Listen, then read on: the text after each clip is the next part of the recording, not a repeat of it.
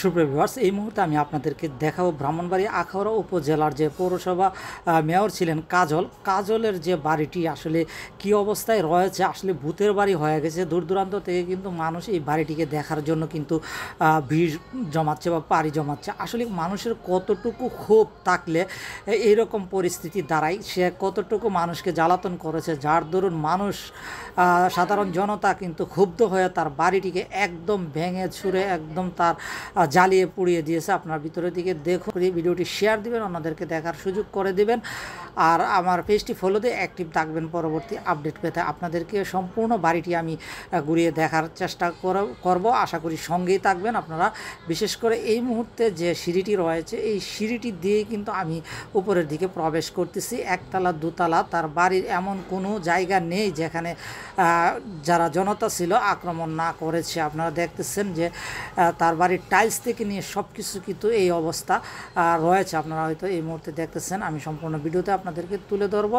এখানে যারা দর্শনার্থীরা আসতেছে আসলে আমরা জানার চেষ্টা করব, তাদের প্রতিক্রিয়ার সঙ্গেই থাকবেন। গাইস, আপনারা দেখতেছেন এইখানে মেয়র কাজল যে আখাউড়া উপজেলাতে ছিল, ওনার বাড়িটি দেখার জন্য কিন্তু দূর দূরান্ত থেকে মানুষ আসতেছে। এখানে কিছু মেয়ে আসছে, তাদেরকে জিজ্ঞেস করব। আচ্ছা আপু, আপনারা তো এখানে আজকে কাজলের যে বাড়িটি প্রদর্শন করেছেন, আসলে মানুষ কতটুকু বিরূপ প্রতিক্রিয়া থাকলে এরকম করতে পারে, আপনার কি মনে হয়? আমার খুবই দুঃখজনক লাগে যে দল আজকে ক্ষমতায় আসে, না থাকতে পারে, কিন্তু তার জন্য যে এই যে বাড়িঘর ভাঙচুর লুটপাট, এই বিষয়টা খুবই দুঃখজনক। এইভাবে সবকিছু উলট পালট করে দেয়, সবকিছু ভাঙচুর, এগুলার আমি মনে করি একটু মানে খুবই খারাপ লাগতেছে দেখা যে আজকে আখাউড়ার কি একটা পরিস্থিতি। আসলে মানুষের ক্ষোভটা কোথায়, যে মানুষ এরকম করে ভাঙলো, এই ক্ষোভটা আসলে কোথায়? আপনারা যেহেতু আখাউড়ার, বলতে পারবো না সঠিক, বলতে পারবো না আসলে, মানে ওরা কিসের কারণে এটা করছে আর কি বলতে পারবো।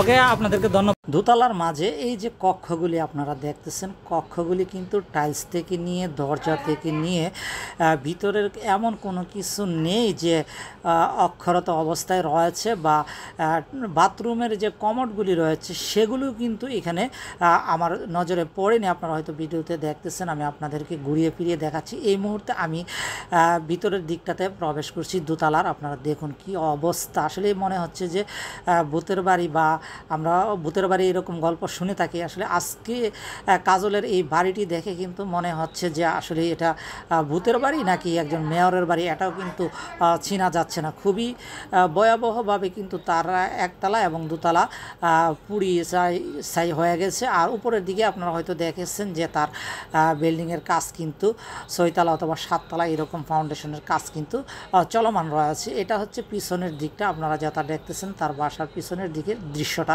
এই মুহূর্তে আমি আপনাদেরকে নিয়ে যাচ্ছি ভিতরের দিকে, আপনারা আবারও দেখতে পারবেন। আসলে আমি বুঝি না মানুষের ক্ষোভটা কোথায় ছিল।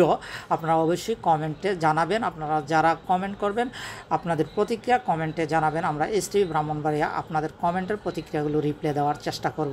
আমি যে সিঁড়িটি ধরে এখন নিচে যাচ্ছি সেটি হচ্ছে দ্বিতীয় সিঁড়িটি। আপনারা হয়তো দেখতেছেন যেটা দিয়ে সে নিচের দিকে কাজল আসা যাওয়া করতো, সেই সিঁড়িটি কিন্তু আমি এখন দেখাচ্ছি আপনাদেরকে। নিচের রুমের কিছু অংশ কিন্তু এই মুহূর্তে আমি আপনাদেরকে দেখাচ্ছি। দূর দূরান্ত থেকে কিন্তু দর্শনার্থীরা আসছে তার বাড়িটি দেখার জন্য, কি অবস্থায় আছে, কতটুকু পুড়ে গেছে। বা গাইস, এতক্ষণ আমি চেষ্টা করেছি আপনাদেরকে আখাউড়া উপজেলা যে চেয়ারম্যান কাজল ছিল, কাজলের বাড়িটি দেখানোর জন্য। এখানে কিন্তু আপনারা দেখতেছেন অনেক দর্শনার্থী ভিড় করেছে বাড়িটি দেখার জন্য।